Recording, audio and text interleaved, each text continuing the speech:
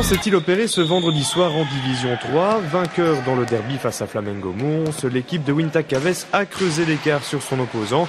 Avec un match de plus, oui, mais aussi une avance qui se chiffre à 3 points.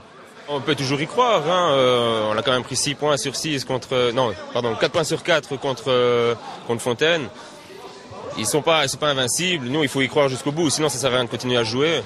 Non, on doit y croire. Puis si Wintac doit être champion, tant mieux pour eux. Et, tant que c'est un club de la région qui monte, c'est le principal, je pense. Le match démarre en faveur de l'équipe locale, beaucoup plus présente devant le but adverse. Mais ni De Belder ni Gangai ne parviennent à trouver l'ouverture. L'équipe manque cruellement d'efficacité, ce qui va lui porter préjudice après la pause. Le score indique un but partout avant la rentrée au vestiaire. En première mi-temps, on aurait pu faire la différence. À 0-1, on a 1-0, excusez-moi, on a l'occasion du 2-0, du 3-0. Bon, maintenant un match, ça reste un match. Hein. On va rester logique. Aujourd'hui, l'équipe plus combative, c'était eux. Ils ont gagné. La fois passée, c'était nous. On était plus combatifs, c'est nous qu'on a gagné. J'ai un simple regret, c'est parce que j'ai fait à un moment donné peut-être un mauvais choix. Et j'ai certains de mes joueurs qui se battent pas toujours à du 100%. C'est ça un peu ma petite colère d'aujourd'hui. La mi-temps passée, Winta Caves décide de mettre le turbo. Des combinaisons fluides et des contre-attaques percutantes ont raison de Flamengo. En l'espace de 5 minutes, l'équipe de Samir Marmiche plante 3 buts et s'envole au score.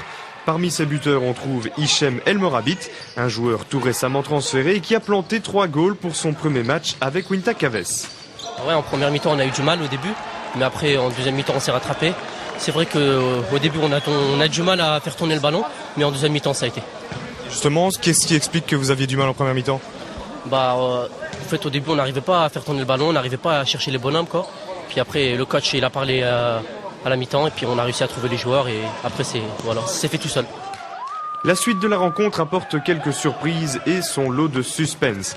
Flamengo parvient à recoller à 4-5 dans les derniers instants, ceci grâce à des pénaltys obtenus sur 6e faute de Wintac. Mais les visiteurs parviennent à garder leur distance pour finalement s'imposer 5-6. Cette victoire relance la course au titre. Winta Caves ne pointe qu'à 4 petites unités du leader, Juppy Fontaine, et compte un match de moins. À cette rencontre de la fin du championnat, tous les espoirs sont permis, même si le calendrier s'annonce chargé avec notamment les venues de Gilly et de Tubize. On fait un peu le trou. Là maintenant, on commence à prendre l'ascendant psychologique et les points, bien sûr. Ça c'est bon pour le reste du championnat. Et qui sait se hisser sur la première place du podium? On n'y pense pas encore, mais on va essayer de faire la dernière ligne droite dans les meilleures conditions possibles. Et qui sait, si on peut aller jusqu'au bout, on ira jusqu'au bout. Comme le dit l'adage, l'appétit vient en mangeant.